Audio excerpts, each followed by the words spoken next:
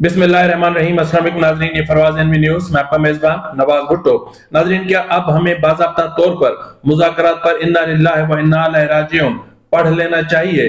क्या मुज़ाकरात दोबारा बहाल हो सकते हैं? क्या पीटीआई के रहनुमाओं को इस चीज का अंदाजा हो गया है कि आने वाला वक्त इनके लिए किस हद तक दुश्वार है?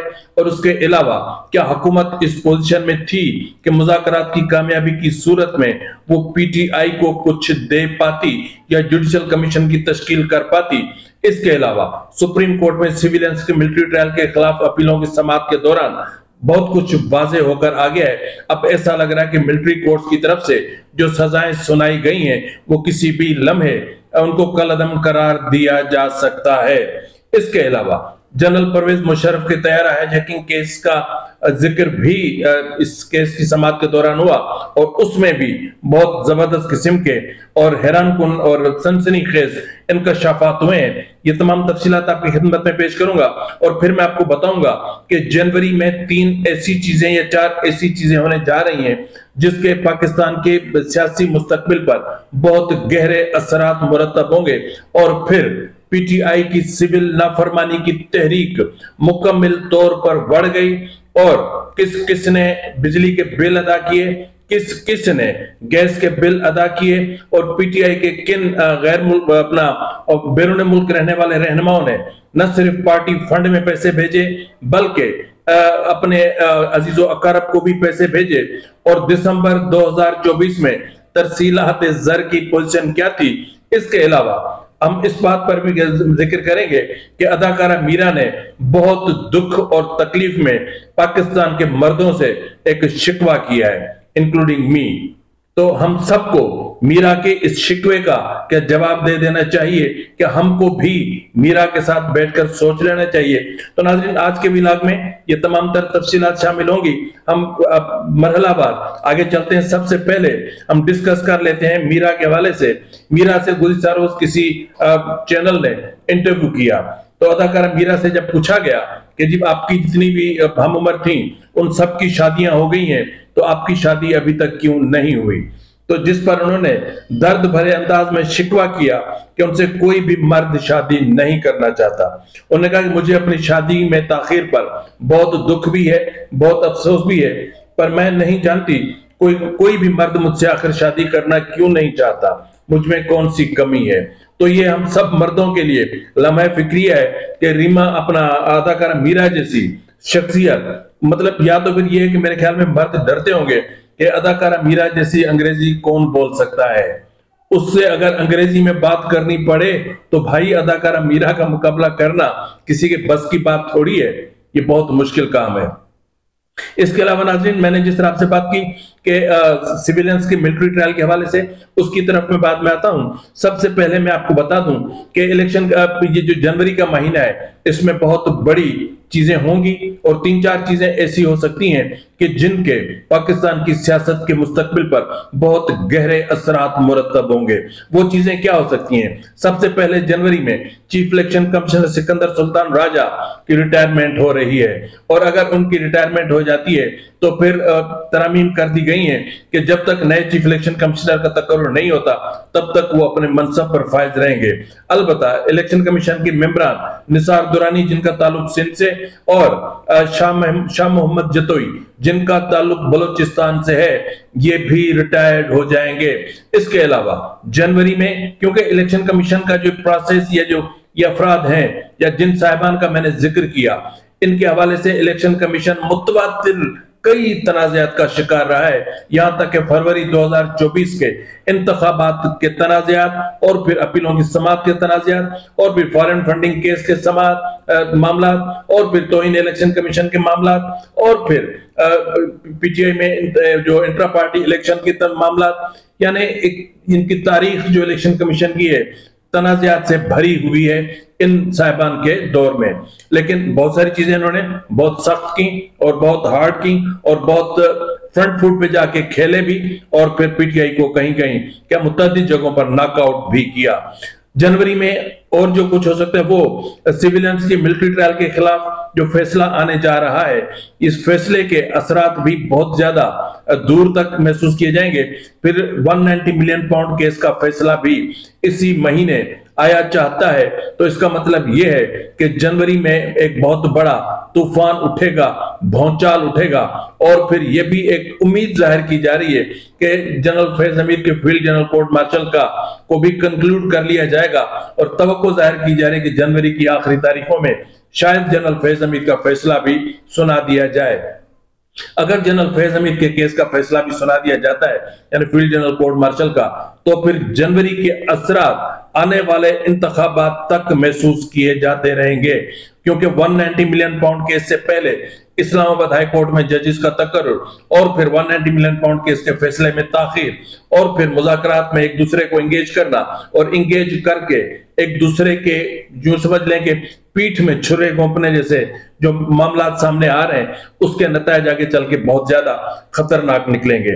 اسی طرح جس طرح میں نے آپ سے بات کی کہ 190 اپنا سیویلینز کے ملٹری ٹرائل کے خلاف اپیلوں کی سماعت، تو ناظرین آج سیویلینز کے ملٹری ٹرائل کی اپیلوں پر انٹرا کورٹ اپیلوں پر سماعت ہوئی، اور سماعت کے دوران جو ریمارکس آئے وہ بہت زیادہ سخت تھے، اور پھر جو سوالات اٹھائے گئے یہ کل سے بھی زیادہ سخت تھے۔ کیا تھے؟ میں مطلب اس سے پہلے کہ میں اپنا تجزیہ آپ کو پیش کروں، میں بتاتا ہوں ذرا ایک بار ہم ڈسکس کر لیتے ہیں، پڑھ لیتے ہیں، یا جو سمجھ لیتے ہیں کہ آخر سپریم کورٹ کے اندر یعنی کانسٹیٹیوشنل بینچ میں آخر ایسا کیا ہوا تھا، کس طرح کے سوالات اٹھائے گئے، کس طرح ججز میں نوک جھونک ہوئی، کس طرح ججز ایک دوسرے کے سامنے آتے رہے، اور پھر ایک سے بڑھ کر ایک سوال کیا جاتا رہا۔ اگر ان حقائق کو ہم دیکھیں تو پھر سپریم کورٹ میں جسٹس امین الدین خان کی سربراہی میں 7 رکنی آئینی بینچ نے سیویلینز کے فوجی عدالتوں میں ٹرائل کے خلاف انٹرا کورٹ اپیل پر سماعت کی۔ اسی دوران جسٹس جمال خان مندوخیل نے سب سے پہلا سوال اٹھایا کہ آرمی ایکٹ کا اطلاق تو صرف فوج پر ہوتا ہے، تو پھر سیویلینز کا ملٹری ٹرائل کیسے ہو سکتا ہے؟ انہوں نے کہا کہ فوجی افسران کے بنیادی حقوق اور انصاف ملتا ہے یا نہیں، ہم سب کو مد نظر رکھیں گے۔ عدالت میں جسٹس مسرت ہلالی نے کہا کہ اس نقطے پر بھی وضاحت کریں کہ فوجی عدالتوں میں فیصلہ کون لکھتا ہے۔ میری معلومات کے مطابق کیس کوئی اور سنتا ہے اور سزا اور جزا کا فیصلہ کمانڈنگ آفیسر کرتا ہے۔ جی ناظرین، فیلڈ جنرل کورٹ مارشل یا جب ملٹری ٹرائل ہوتا ہے تو پھر جو ٹرائل یا جو جیوری بیٹھ کر کے سنتی ہے وہ اپنی ریکمنڈیشنز بھیجتی ہے جیک برانچ کو، اور جیک برانچ ان کو ریویو کرتا ہے اور اس کے بعد وہ سزاؤں کا تعین کرتا ہے۔ اب وہ چیز یہاں پر آ رہی ہے۔ اچھا، انہوں نے کہا کہ جس نے مقدمہ سنا ہی نہیں وہ سزا اور جزا کا فیصلہ کیسے کر سکتا ہے؟ انہوں نے جسٹس مسرت ہلالی نے کہا کہ 9 مئی کی FIRs میں ساری دفعات انسداد دہشت گردی ایکٹ کے تحت لگائی گئی تھی، مجھے نہیں پتا پھر ان دفعات پر فوجی ٹرائل کیسے ہوا۔ عدالت میں وزارت دفاع کے وکیل نے کہا کہ فیصلہ لکھنے کے لیے جیک برانچ کی معاونت حاصل ہوتی ہے۔ جسٹس مسرت ہلالی نے کہا کہ خواجہ صاحب آپ نے کوئی مثال دی تھی کہ امریکہ میں بھی فوجی ٹرائل ہوئے، اگر کسی اور ملک میں ایسا ٹرائل ہوتا ہے تو جج کون ہوتا ہے؟ جسٹس محمد علی مظہر نے کہا کہ پوری دنیا میں کورٹ مارشل میں آفیسر ہی بیٹھتے ہیں، تو خواجہ حارث نے کہا کہ کورٹ مارشل میں بیٹھنے والے افسران کا ٹرائل کا تجربہ ہوتا ہے۔ تو جسٹس محمد علی مظہر نے کہا کہ جج صاحبہ پوچھ رہی ہیں کیا ان افسران کی قانونی قابلیت بھی ہوتی ہے؟ تو اس پر دونوں صاحبان جسٹس محمد علی مظہر اور جسٹس مسرت ہلالی صاحبہ کے بیچ میں تھوڑی سی نوک جھوک بھی ہوئی، جس پر جسٹس مسرت ہلالی نے کہا کہ اگر اجازت ہو تو بھلا میں سوال پوچھ سکتی ہوں۔ تو انہوں نے کہا کہ جی، اس کے بعد انہوں نے کہا کہ ایک آرمی چیف کے، یہ جنرل پرویز مشرف والا کیس آ رہا ہے یہاں پر، انہوں نے کہا کہ ایک آرمی چیف کے طیارے کو ایئرپورٹ کی لائٹس بجھا کر کہا گیا کہ ملک چھوڑ دو۔ اس واقعے میں تمام مسافروں کو خطرے میں ڈالا گیا، اس جہاز میں تھوڑا سا ایندھن باقی تھا پھر بھی رسک میں ڈالا گیا۔ تو عدالت میں خواجہ حارث نے کہا کہ جو بندہ جہاز میں موجود ہی نہیں تھا وہ اس جہاز کو ہائی جیک کیسے کر سکتا تھا؟ تو ناظرین، یہ وہی ہے کہ نواز شریف پر یہ الزام عائد کیا گیا تھا کہ ہائی جیکنگ میں ان کا ہاتھ ہے، یہ وہ بات ہو رہی ہے۔ انہوں نے کہا کہ میں یہاں سیاسی بات نہیں کروں گا، مگر بعد میں سپریم کورٹ نے جائزہ لیا تھا اور سپریم کورٹ نے تسلیم کیا تھا کہ جہاز میں کافی ایندھن باقی تھا۔ जस्टिस नईम अख्तर अफगान ने कहा कि बलूचिस्तान में बहुत से कोर्ट मार्शल केसेस मैंने भी सुने हैं। जस्टिस हसन अजहर रिजवी साहब ने कहा कि फील्ड मार्शल में डिफेंस का वकील होता है, वहां जज नहीं होते। तो जस्टिस नईम अख्तर अफगान ने कहा कि आइन के आर्टिकल 10A जो फ्री ट्रायल का है उसमें जो बुनियादी हकूक हैं वो बताएं। मिलिट्री कोर्ट्स में ट्रायल कैसे किया जा रहा है, इस मराहल में क्या क्या होता है, सब बताएं। सब समझ रहे हैं कि सिविलियंस अदालतों की तरह ट्रायल नहीं होता। मिलिट्री कोर्ट्स के ट्रायल का कि कोई भी मिसाल हो तो वो भी बता दें। तो वजारत दिफा के वकील ने कहा कि आर्मी एक्ट स्पेशल कानून है, स्पेशल कवानीन के शवाहिद और ट्रायल का तरीकेकार मुख्तलिफ होता है। जस्टिस नईम अख्तर अफगान ने इस्तफसार किया कि कोर्ट मार्शल में मर्जी का वकील करने की सहूलत भी मुहैया होती है। तो जस्टिस हसन अजहर रिजवी ने कहा कि फौजी अदालतों में बतौर वकील सफाई पेश होता रहा हूं। मुल्जिम के लिए वकील के साथ एक अफसर बतौर दोस्त भी मुकर्रर किया जाता है। तो जस्टिस मुसर्रत हिलाली ने कहा कि अब एक वाकये की बायस मुल्क में मार्शल लॉ लग गया। मार्शल लॉ के बाद भी वो ट्रायल फौजी अदालतों में नहीं चला। तो इस पर ख्वाजा हारिस ने कहा कि हाईजैकिंग आर्मी एक्ट में दर्ज नहीं, इसलिए वो ट्रायल फौजी अदालत में नहीं चल सकता था। तो जिस पर जस्टिस अमीनुद्दीन मंदोखेल साहब ने कहा कि चलें, इस नुक्ते पर फर्क वाज़ेह हो गया, आगे चलें। तो जस्टिस मुसर्रत हिलाली ने कहा कि ठहरें, एक सवाल और इसमें बनता है, अगर हाईजैकिंग जंगी या फौजी तैयारे को अगर जंगी या फौजी तैयारे को किया जाए तो ट्रायल कहां चलेगा। तो जस्टिस जमाल खान मंदोखेल ने कहा कि मिलिट्री कोर्ट्स में ट्रायल के तरीकेकार पर मुतमईन करें। तो जस्टिस मुसर्रत हिलाली ने कहा कि जो ऑफिसर ट्रायल चलाता है कोर्ट में वो खुद फैसला नहीं सुनाता। ट्रायल चलाने वाला ऑफिसर दूसरे बड़े ऑफिसर को केस भेजता है और वो फैसला सुनाता है। जिस ऑफिसर ने ट्रायल सुना ही नहीं वो कैसे फैसला दे सकता होगा। तो जस्टिस जमाल खान मंदोखेल ने कहा कि मुझे 34 साल इस शोबे में हो गए, मगर मैं फिर भी खुद को मुकम्मल नहीं समझता। क्या इस आर्मी ऑफिसर का इतना तजुर्बा और अबूर होता है कि सजाए मौत तक सुना दी जाए। वकील ख्वाजा हारिस ने कहा कि मिलिट्री ट्रायल के तरीकेकार को दलाल के दूसरे हिस्से में मुकम्मल बयान करूंगा। तो अदालत में additional attorney general Asim Rahman ने कहा कि 9 मई के वाकयात में कुल मुल्जमान 5000 के करीब थे। फौजी अदालत ले जाए गए और 105 मुल्जमान की जाए वकवा पर मौजूदगी के शवाहिद मिले।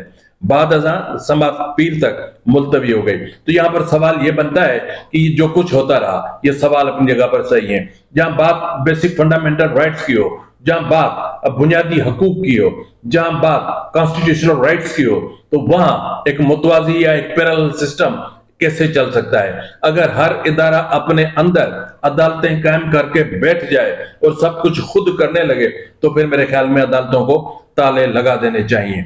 आज जिस तरह क्लियर हो रहा है कि जनरल परवेज मुशर्रफ के तैयारे में उस वक्त बहुत ज्यादा ईंधन मौजूद भी था, तो भी एक सवाल ये बनता है कि जब कोई शख्स उस जहाज में मौजूद था ही नहीं तो उसने उस जहाज को हाईजैक कैसे किया। तो इस मौजूदा सूरत हाल में अगर हम देखें तो इस वक्त ऐसा बाजार लग रहा है कि जैसे सिविलियंस को जो फील्ड जनरल कोर्ट मार्शल के जरिए सजाएं सुनाई गई हैं उनको भी कलअदम करार दिया जाने लगा है। और फिर जो 23 अक्टूबर का फैसला है उसको बहाल रखते हुए सिविलियंस के मिलिट्री ट्रायल को गैर आईनी करार दिए जाने की तरफ मामला बढ़ रहे हैं। तो नाज़रीन, इससे पहले कि मैं और आगे जाऊं, मैं आपको बता दूं कि दिसंबर 2024 में बैरून मुल्क में मुकीम पाकिस्तानियों ने मजमूई तौर पर 3.07 अरब डॉलर वतन भेजे। जी नाज़रीन, पीटीआई की सिविल नाफरमानी की तहरीक बढ़ गई। सिविल नाफरमानी की तहरीक दम तोड़ चुकी और सिविल नाफरमानी की तहरीक खत्म हो चुकी। जो ओवरसीज पाकिस्तानीज हैं उन्होंने सिविल नाफरमानी की तहरीक को ठुकरा दिया। दिसंबर 2024 की तरसीलात दिसंबर 2023 की तरसीलात से 29% ज्यादा है। तो अगर आदाद शुमार जो मैं बताने जा रहा हूं उसके बाद आपको खुद अंदाजा हो जाएगा कि पीटीआई की सिविल नाफरमानी की तहरीक कहां गई। सऊदी अरब ने नंबर 1 सबसे ज्यादा, सऊदी अरब ने 77 करोड़ डॉलर, यूएई ने 63 करोड़ डॉलर, बर्तानिया ने 45 करोड़ डॉलर, यूरोप ने 36 करोड़ डॉलर और अमेरिका से 28 करोड़ डॉलर वहां पर मुकीम पाकिस्तानियों ने पाकिस्तान भेजे। और इसके अलावा हैरत यह होती है कि पीटीआई के वो लोग پی ٹی آئی کے اچھا، اس سول نافرمانی کی تحریک کے دوران اس مرتبہ بھی عمران خان کے زمان پارک بنی گالا کے اور عمران خان کی بہنوں کے گھروں کے بجلی کے، ٹیلی فون کے، گیس کے بل جمع کیے گئے۔ پی ٹی آئی کی تمام ٹاپ ٹیئر لیڈرشپ نے بھی بجلی کے، گیس کے، ٹیلی فون کے، پانی کے، تمام جو یوٹیلیٹیز ہوتی ہیں ان کے بل ادا کیے، تو پھر سول نافرمانی کہاں گئی؟ اور پھر پی ٹی آئی کی جو انٹرنیشنل چیپٹر کے یو ایس اے سے تعلق رکھتے ہیں، انہوں نے بھی پارٹی فنڈ میں ڈالر بھیجے، اور پھر برطانیہ سے بھی کچھ ڈالر آئے، اور پھر پی ٹی آئی کے جو انٹرنیشنل چیپٹر سے تعلق رکھتے ہیں رہنما، انہوں نے اپنے عزیز و اقارب کو بھی پیسے بھیجے ہیں۔ اس کے شواہد موجود ہیں۔ اگر یہ ہوا ہے تو پھر وزیر اعظم کی طرف سے یہ کہنا درست بنتا ہے کہ کل تک جو پاکستان کی معیشت کو ڈیریل کرنے کی بات کرتے تھے، پاکستان کی معیشت کے پہیے کو جام کرنے کی بات کرتے تھے، عوام نے ان کی اس سازش کو بری طرح سے ناکام کر دیا ہے، اور پھر بنتا ہے کہ وہ قوم کو مبارکباد پیش کریں۔ اب ناظرین، ہم بات کر لیتے ہیں سب سے اہم اور مذاکرات کے حوالے سے۔ اس وقت مذاکرات کا معاملہ مکمل طور پر ختم ہو چکا ہے، اور اب سوال یہ پیدا ہوتا ہے کہ کیا ہم سب کو مل کر کہہ دینا چاہیے کہ انا للہ و انا الیہ راجعون۔ حکومت نے مذاکرات کی ناکامی کی ذمہ داری پی ٹی آئی پر عائد کر دی ہے، اور پی ٹی آئی نے مذاکرات کی ناکامی کا بوجھ حکومت کے کاندھوں پر ڈال دیا ہے۔ اس کے علاوہ اگر آپ دیکھیں تو پی ٹی آئی کی قیادت کو اس وقت اندازہ ہوا جب اسپیکر قومی اسمبلی ایاز صادق نے ان پر مذاکرات کے حوالے سے عائد کیے جانے والے الزامات کا سخت رد عمل ظاہر کیا، اور انہوں نے بہت ساری باتیں کی جو میں 2 پروگرامز میں آپ کو بتا چکا ہوں۔ تو اس کے بعد پھر حکومت نے جو رد عمل دیا، اس کے بعد پھر پی ٹی آئی نے یو اے ای اور مریم نواز کے حوالے سے جو ٹرولنگ شروع کی، اس کے بعد سے پی ٹی آئی کے لوگوں کو اندازہ ہو گیا کہ یہ مذاکرات کہاں سے ناکام ہوئے ہیں۔ جی ناظرین، مذاکرات عمران خان کی طرف سے ناکام ہوئے، اور عمران خان کے ایما پر جو ان کا ٹویٹر ہینڈل یوز کرتے ہیں بیرون ملک پی ٹی آئی کے رہنما، ان کی طرف سے ایک منصوبہ بندی کے تحت ان مذاکرات میں رکاوٹ پیدا کرنے کی کوشش کی گئی۔ تو اس حوالے سے اب بہت بڑی چیزیں آگے میں آپ کو بتاتا ہوں، لیکن اس وقت میں آپ کو بتا دوں کہ پی ٹی آئی کے رہنما شوکت یوسفزئی نے کیا کہا ہے۔ شوکت یوسفزئی نے کہا ہے کہ حکومت اور پی ٹی آئی مذاکرات کا تیسرا دور شاید آخری ہو، کیونکہ حکومت سنجیدہ نہیں ہے۔ حکومت اب بیک فٹ پر جا رہی ہے، اور بانی پی ٹی آئی پہلے کہہ چکے تھے کہ حکومت کے پاس اختیارات نہیں ہے۔ اختیار ہے تو بانی پی ٹی آئی سے مذاکراتی کمیٹی کی ملاقات کیوں نہیں کرائی جاتی؟ اچھا ہوا کہ پی ٹی آئی نے مذاکرات کر کے حکومت کو بے نقاب کر دیا۔ حکومت مذاکرات سے خوفزدہ لگ رہی ہے، اور اسٹیبلشمنٹ کو اب سمجھ آ جانا چاہیے کہ نون لیگ اور پیپلز پارٹی ملک پر بوجھ ہے۔ تو مطلب اب پی ٹی آئی کو اچھی طریقے سے اندازہ ہو چکا ہے کہ اب ان کو یہاں سے کچھ نہیں ملنے والا، اور ان کو اب یہ بھی اندازہ ہو گیا ہے کہ پی ٹی آئی مکمل طور پر سوشل میڈیا اور وکلا کے ہاتھوں ہائی جیک ہے۔ جس طرح شیر افضل مروت اور سلمان اکرم راجہ کے بیچ میں جھڑپیں ہو رہی ہیں، تو میں ہو رہی ہے، سوشل میڈیا سے جنگ نکل کر الیکٹرانک میڈیا تک آ گئی ہے، تو میرے خیال میں آگے بھی بہت کچھ ہوگا۔ تو اب کیا یہ مذاکرات بحال ہو سکتے ہیں؟ اس حوالے سے بہت اہم ترین معاملہ ہے، وہ میں آپ کو بتاتا ہوں، لیکن سب سے پہلے میں آپ کو بتا دوں کہ انصار عباسی صاحب نے اسٹوری کی ہے، اور وہی الزامات تقریباً آج کی جنگ اخبار میں انہوں نے دی ہے، وہی الزامات دہرائے ہیں جو 2 روز پہلے میں نے آپ کو بتائے تھے کہ عمران خان نے شہباز شریف کو chief of army staff general Asim Munir کا اردلی کہا ہے، اور شہباز شریف عمران خان نے chief of army staff general Syed Asim Munir کو یحییٰ خان، ایوب خان، جنرل پرویز مشرف، جنرل ضیاء الحق سے بھی بدترین ایک آمر اور ڈکٹیٹر ظاہر کرنے کی کوشش کی ہے۔ اور اس کے علاوہ جو ایک ٹویٹ تھا جس میں انہوں نے وارننگ دی تھی کہ اگر تیسری بیٹھک میں بھی جوڈیشل کمیشن تشکیل نہ پایا تو وہ مذاکرات سے اٹھ جائیں گے، تو میرے خیال میں حکومت نے ان کو پہلے ہی مذاکرات سے اٹھا دیا ہے۔ تو بہرحال انصار عباسی صاحب نے اس حوالے سے اسٹوری کی، اور اس اسٹوری کا جو بیسک بنیاد ہے وہ ہے اپنا سینیٹر عرفان صدیقی۔ تو انہوں نے سینیٹر عرفان صدیقی سے بات کی ہے، کیونکہ حکومتی جو ٹیم ہے اس کے ترجمان ہے سینیٹر عرفان صدیقی۔ تو سینیٹر عرفان صدیقی نے کہا کہ ہم اب تک یہ بات نہیں سمجھ سکے کہ عین مذاکراتی عمل کے دوران بانی P T I Imran Khan نے اتنا سخت اور اتنا تلخ ٹویٹ کیوں کیا۔ انہوں نے ایک مرتبہ پھر حمود الرحمان کمیشن یاد دلایا، ایک مرتبہ پھر یحییٰ خان کا حوالہ دیا، ایک مرتبہ پھر موجودہ صورتحال کو یحییٰ خان کے دور سے تشبیہ دی، وزیر اعظم شہباز شریف کو جنرل عاصم منیر کی کٹ پتلی اور اردلی قرار دیا۔ ٹویٹ نہ صرف مذاکراتی عمل پر مہلک حملہ ہے بلکہ اس نے حکومتی مذاکراتی ٹیم کی مخلصانہ کوششوں کو بھی شدید نقصان پہنچایا ہے۔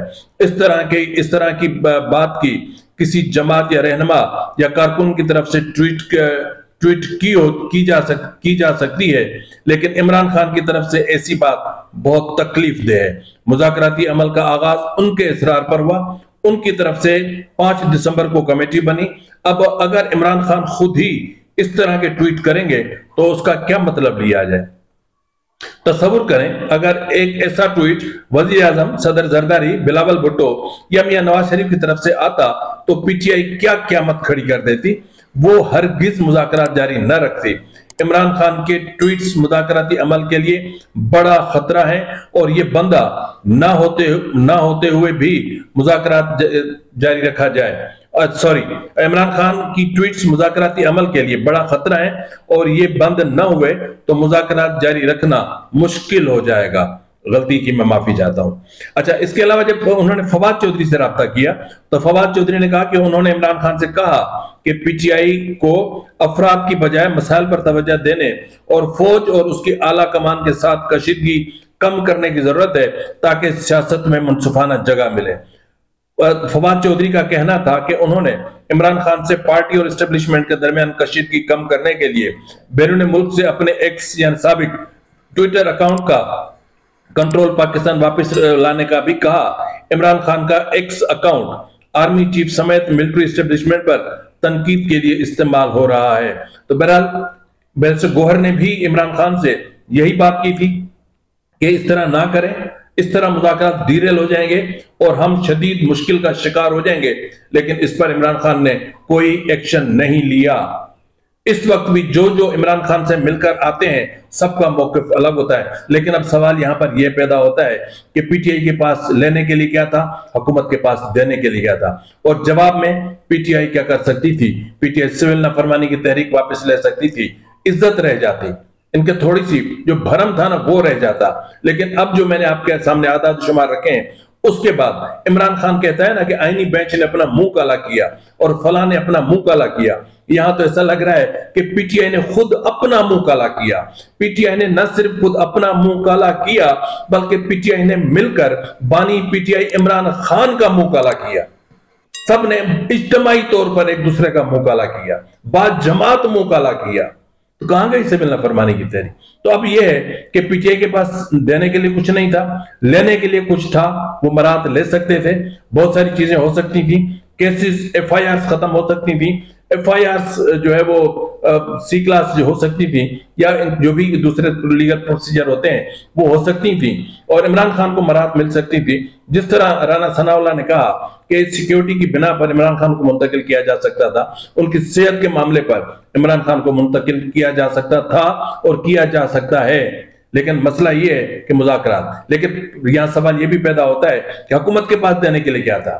تو ناظرین، فیکٹ یہ ہے کہ دونوں بے اختیار کمیٹیاں تھیں، دونوں کے پاس دینے کے لیے کچھ نہیں تھا، دونوں کو کچھ نہ کچھ دینے کے لیے دوسروں کی محتاج تھی۔ ایک کمیٹی عمران خان کی محتاج تھی، دوسری کمیٹی اسٹیبلشمنٹ کی محتاج تھی، وہ ان سے پوچھ کر فیصلے کرتی تھی، یہ ان سے پوچھ کر بات کرتے تھے، یہ ان سے پوچھ کر فیصلوں پر عمل درآمد کرنے کا اختیار رکھتے تھے، وہ ان سے پوچھ کر بات کو جاری رکھنے کا اختیار رکھتے تھے، لیکن دونوں فریقین سنجیدہ نہیں تھے، اور دونوں فریقین کی بے اختیار ہونا اور غیر سنجیدہ ہونا اور غیر سیاسی سوچ کے ساتھ ایک بڑے اور وسیع مفہوم کے حامل مذاکرات پر بیٹھ جانا، میرے خیال میں یہ بچوں کا کھیل انہوں نے سمجھ کر شروع کیا تھا، اور پھر انجام بھی ان مذاکرات کا وہی ہوا۔ فی الوقت کے لیے اتنا ہی، ملتے ہیں اگلے پروگرام میں، تب تک اجازت دیجیے، فی امان اللہ۔